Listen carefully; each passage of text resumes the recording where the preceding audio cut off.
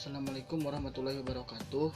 Baik, di sini saya akan menjelaskan mengenai pemikiran pendidikan menurut Ki Hajar Dewantara. Menurut Ki Hajar Dewantara, pendidikan adalah usaha kebudayaan yang bermaksud memberikan bimbingan dalam hidup tumbuhnya jiwa raga anak didik agar dalam garis-garis kodrat pribadinya serta pengaruh lingkungan mendapat kemajuan hidup lahir batin. Konsep pemikiran pendidikan oleh Ki Hajar Dewantara dijelaskan dalam dua teori, yaitu pendidikan dan kebudayaan dan taman siswa. Pendidikan karakter merupakan upaya terencana untuk menjadikan peserta didik mengenal, peduli, menginternalisasi nilai-nilai sehingga peserta didik menjadi insani kamil. Mungkin sekian dari Bismillahirrahmanirrahim. Assalamualaikum warahmatullahi wabarakatuh. Baik, di sini saya akan memaparkan materi mengenai konsep pendidikan menurut Kiai Haji Ahmad Dahlan. Pendidikan selama ini masih jauh dari harapan. Maka pendidikan sekarang ini telah hilang. Permasalahan pendidikan selama ini muncul dari para pelaku. Kiai Haji Ahmad Dahlan merupakan salah satu tokoh yang mempunyai perhatian besar dalam pendidikan. Adapun pendidikan yang digagas berlandaskan pendidikan Islam. Pendidikan Islam merupakan salah satu ilmu dalam pendidikan yang mempunyai peran yang sangat penting. Konsep pendidikan menurut Kiai Haji Ahmad Dahlan bahwa tujuan pendidikan berupa pembentukan kepribadian serta menjadi manusia yang sangat unggul. Pendidikan bagi Kiai Haji Ahmad Dahlan harus bisa memberi contoh kepada peserta didik. Peserta didik harus mempunyai ilmu yang dapat diamalkan dalam kehidupan sehari-hari serta memiliki kemampuan. Kurikulum pendidikan Kiai Haji Ahmad Dahlan bersumber dari Al-Quran dan Al-Hadis. Materi pendidikan meliputi pengajaran Al-Quran dan Al-Hadis, membaca, menulis, menghitung, ilmu bumi. Materi Al-Quran dan hadis seperti ibadah, persamaan, derajat, akidah, dan akhlak. Metode pendidikan yang dilakukan berupa metode sorogan dan bandongan menjadi bentuk madrasah atau sekolah dengan menerapkan metode belajar secara klasikal. Mungkin segitu yang dapat saya sampaikan. Terima kasih. Baik, bismillahirrahmanirrahim. Di sini saya akan memaparkan materi yang ketiga, yaitu konsep pendidikan menurut Kiai Haji Hasyim Asy'ari. Sebelumnya kita terlebih dahulu mengetahui mengenai biografinya ya. Kiai Haji Hasyim Asy'ari lahir pada tanggal 10 April 1875 di Desa Gedang, Kecamatan Diwek, Kabupaten Jombang, Jawa Timur. Beliau merupakan anak ketiga dari 11 bersaudara. Ayahnya bernama Asy'ari, sedangkan ibunya bernama Halimah. Beliau merupakan pendiri Nahdlatul Ulama, organisasi massa Islam terbesar di Indonesia. Beliau juga merupakan seorang ulama dan sekaligus pemimpin dari Pondok Pesantren Tebu Ireng. Sejak umur 14 tahun, beliau telah mendapat banyak wejangan serta pengajaran tentang ilmu agama langsung dari ayah dan kakek beliau. Berbagai motivasi besar beliau dapatkan dari kalangan keluarga serta minat dalam menuntut ilmu yang beliau miliki membuat Kiai Haji Hasyim Asy'ari muda tumbuh menjadi seorang yang sangat pandai. Kemudian Kiai Haji Hasyim Asy'ari ini menggali ilmu agama Islam dari kakek, ayah, dan ibu beliau. Kemudian berguru di beberapa pesantren di Jawa dan selama 7 tahun menjadi guru di Masjidil Haram, di mana kemudian beliau mendirikan pesantren Tebu Ireng, tempat lahirnya para cendekiawan pembela agama dan pembela bangsa. Kiai Haji Hasyim Asy'ari seperti yang telah disinggung bahwa Kiai Hasyim Asy'ari ini merupakan sosok ulama yang memiliki keilmuan yang mumpuni dan dedikasi tinggi di dunia pendidikan. Konsep pendidikan pendidikan beliau bisa dikatakan berceceran di mana-mana. Bisa kita lihat melalui kitab-kitab beliau dalam pesantren Tebu Ireng, kiprah perjuangan untuk Indonesia, dan kehidupan bermasyarakat beliau. Kemudian beliau juga tidak hanya berfokus dalam pendidikan agama, bisa dikatakan beliau sosok ulama yang toleran atau moderat dalam pendidikan, karena beliau menyesuaikan pendidikan dengan perkembangan zaman. Konsep pendidikan Kiai Haji Hasyim Asy'ari berawal dari paham bahwa manusia sebagai hamba Allah dan khalifah di bumi, untuk mewujudkan dan mensukseskan pelaksanaan kedua tugas tersebut, maka manusia harus mampu mengaktualisasikan segala potensi yang dimilikinya secara seimbang, seperti rasio, tenaga, emosi, dan sebagainya. Kemudian konsep beliau tentang pendidikan sangatlah dipengaruhi lingkungan dan pendidikan beliau, serta kondisi sosial, budaya, dan politik di masa beliau hidup, di mana beliau hidup di tengah perjuangan melawan penjajah dan mulai bangkitnya Islam di Timur Tengah.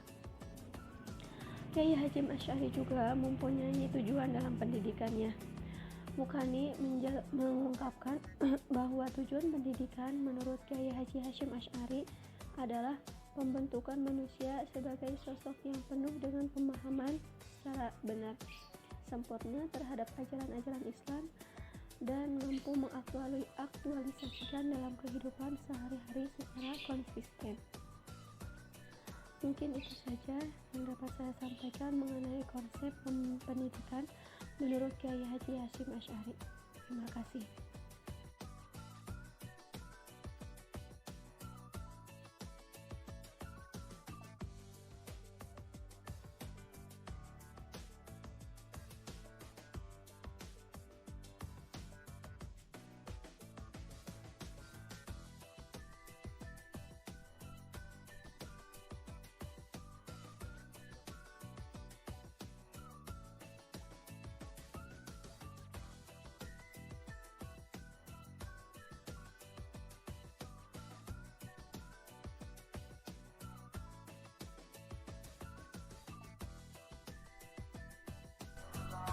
Bismillahirrahmanirrahim. Assalamualaikum warahmatullahi wabarakatuh.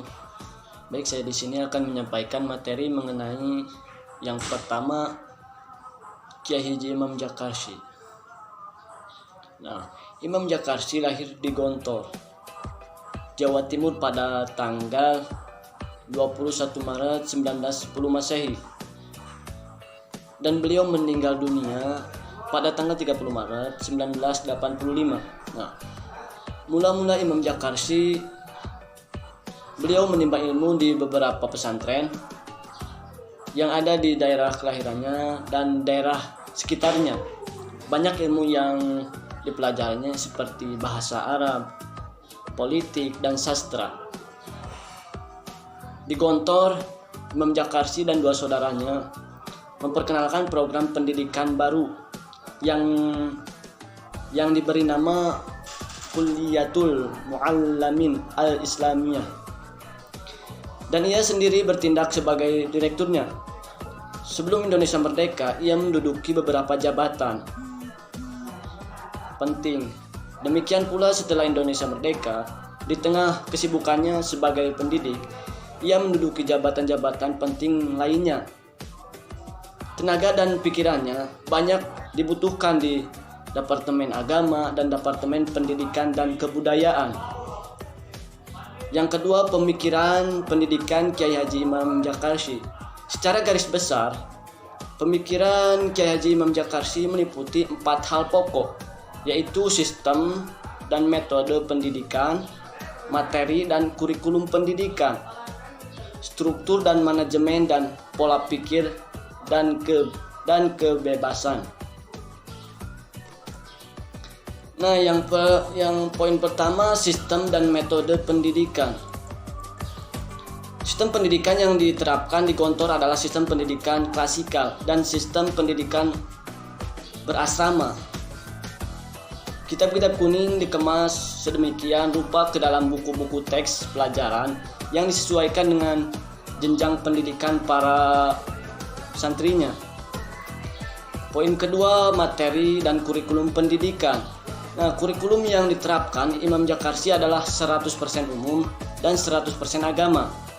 Kurikulum pada pesantren tradisional lebih memfokuskan pada materi agama yang tertera dalam kitab-kitab klasik atau bisa disebut juga kitab kuning. Imam Jakarsi tetap mempertahankan materi agama tersebut. Selain itu juga menambahkan materi pengetahuan umum ke dalam kurikulum lembaga pendidikan yang diasuhnya. Poin ketiga, poin C, struktur dan manajemen.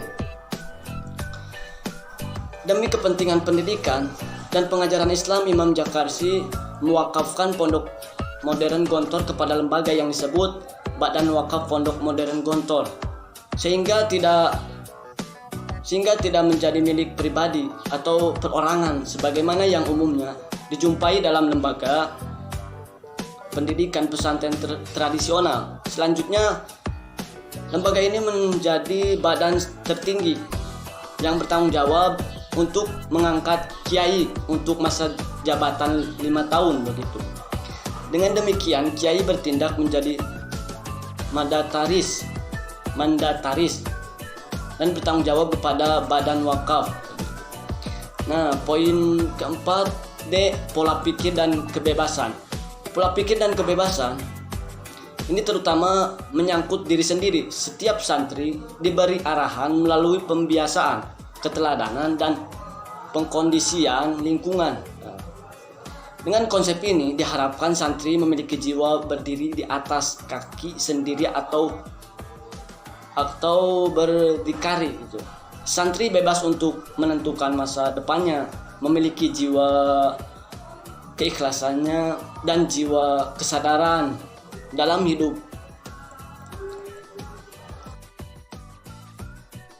Di sini saya akan memaparkan materi mengenai pemikiran pendidikan menurut Profesor Dr. Harun Nasution. Nah, di sini saya akan memaparkan biografinya terlebih dahulu. Nah, Harun Nasution lahir di Pematang Siantar, Sumatera Utara pada tanggal 23 September 1919. Beliau adalah putra keempat dari Abdul Jabbar Ahmad, seorang ulama serta pedagang. Menjadi kodi dan penghulu di Pematang Siantar. Nah, ibunya adalah keturunan ulama Mandailing, Tapanuli Selatan. Nah, Harun Nasution ini dikenal sebagai seorang intelektual muslim yang banyak memperhatikan pembaharuan Islam dalam arti yang seluas-luasnya. Tidak hanya terbatas pada bidang pemikiran saja seperti teologi, mistisme atau tasawuf, dan hukum atau fikih, akan tetapi juga mencakup seluruh aspek kehidupan kaum muslimin. Nah, kemudian konsep pendidikan menurut Harun Nasution. Nah, konsep pendidikan menurut Harun Nasution harus disesuaikan dengan konsep manusia menurut Al-Quran dan hadis. Konsep manusia menurut ajaran Islam bukan hanya terdiri dari tubuh seperti yang terdapat dalam filsafat materialisme, tetapi tersusun dari unsur jasmani dan ruhani.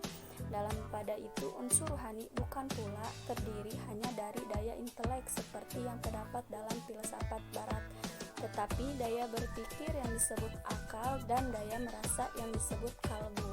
Dengan demikian, manusia tersusun dari dua unsur materi yaitu jasmani dan atau tubuh, dan unsur immateri atau ruh. Nah, tubuh manusia berasal dari tanah di bumi, sedangkan ruh manusia berasal dari substansi immateri di alam gaib. Tubuh mempunyai daya-daya fisik atau jasmani seperti mendengar, melihat, merasa, mencium, dan daya gerak seperti menggerakkan tangan, kaki, dan lain-lain. Sedangkan ruh yang juga disebut al-nafs mempunyai dua daya, yakni daya berpikir yang disebut akal yang berpusat di kepala dan daya rasa yang disebut kalbu yang berpusat di dada. Akal dikembangkan melalui pendidikan sains dan daya rasa melalui pendidikan agama. Dalam sistem pendidikan semacam ini, pendidikan agama mempunyai kedudukan yang penting sama dengan pendidikan sains. Keduanya merupakan bagian yang esensial dan integral dari sistem pendidikan umat. Tidak tepat jika di dalam pendidikan agama menomorduakan pendidikan sains, dan tidak tepat pula Jika pendidikan sains di anak emaskan dan pendidikan agama di anak tirikan, keduanya harus dipandang sebagai emas.